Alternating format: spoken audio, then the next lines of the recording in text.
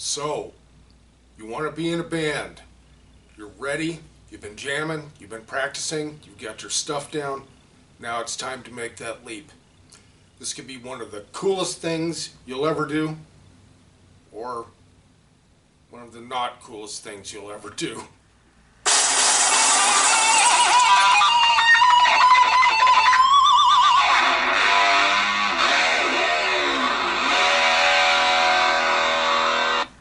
Well, hey there guys, welcome to Rock Hard Riffs. This is the guitar channel for the self-taught. I am your host, Mo Beans.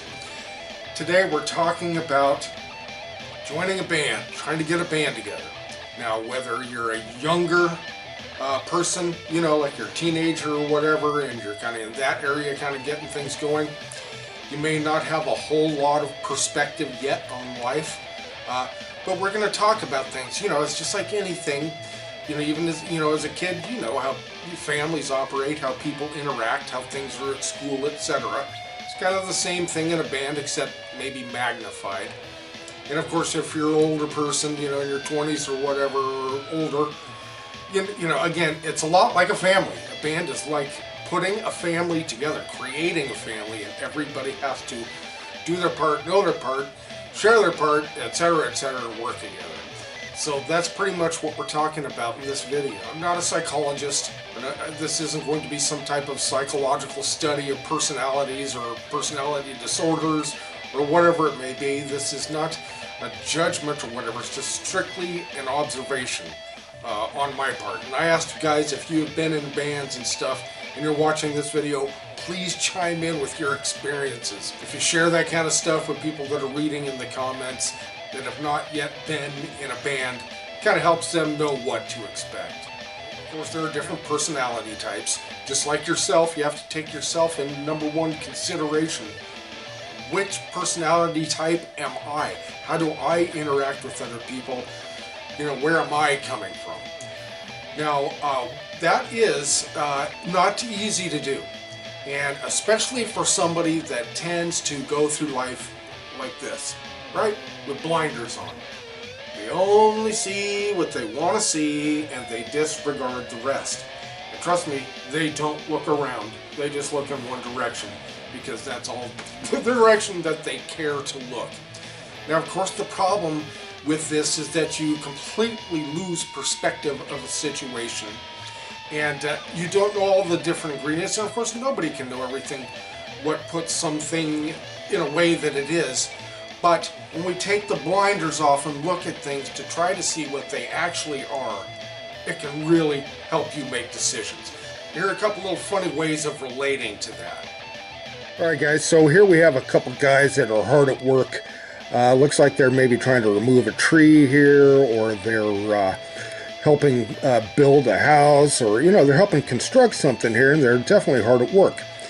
Now, this is what the person that goes through life with blinders on sees. They just see this. Take the blinders off, and that's the reality. So now we see a bigger picture of what's going on. But then, of course, there's even a bigger picture than this, and that is what led to this situation. What in the world happened to make this happen? Well, we really don't know, do we? So therefore, we understand that we don't know. But the person that lives with blinders on, they don't know. They don't care that they don't know. They don't want to know anything else. This is all they care to see. They've made up all their decisions, and this is where they live. I don't know about you, but I'd rather see the big picture in order to try to understand what's going on before I make any type of judgment. Now check out this big old bass ukulele. I mean, this thing is huge. It takes up the entire screen of my camera. Or does it? No, it's just a little toy ukulele, right? But without a bigger perspective, you really don't understand the picture. Where am I going with this? Don't approach things like this. And if there are people in your band that are like this, get out of that band. That's what I would strongly recommend. And that's just one aspect of things. Now, you know, you've got your more aggressive personality types. They tend to be drummers sometimes. Sometimes they can be hard to deal with, that temperament, the aggression, but that's what you need in a drummer, you know, when it comes down to it sometimes. But that personality can kind of flow over into a band situation and create trouble. I've known different bands that have had guys that just thought they were just the absolute stuff, you know what I'm saying? And it was kind of the opposite, and when reality hit, boy, that's unfortunate too. So again, keeping perspective on yourself is number one key. Now, there are different types of people that want to take over. They are control oriented. They want you to control everything. And just know what you're getting into. Understand what it is that you're looking at, and can you deal with it or can you not? Are you that way? You control your own behavior sometimes. Then you've got other people that are kind of like a doormat. They kind of just let you walk all over them, whether you wanted to or not. They're in your path and you have to walk on them, and yet they blame you for walking on them.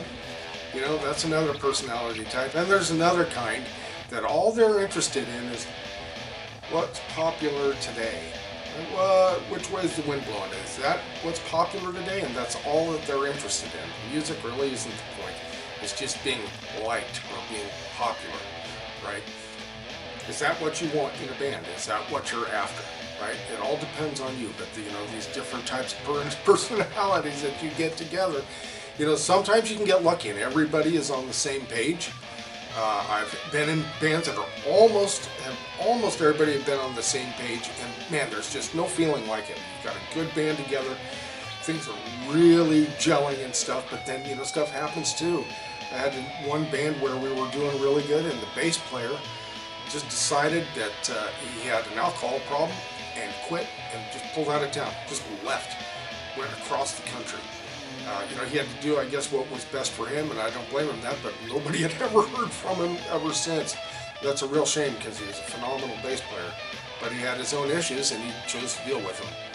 Can't blame him for that. So, you know, that's another thing is, you know, your band can get going good, getting big, being doing things, and then stuff happens and things fall apart.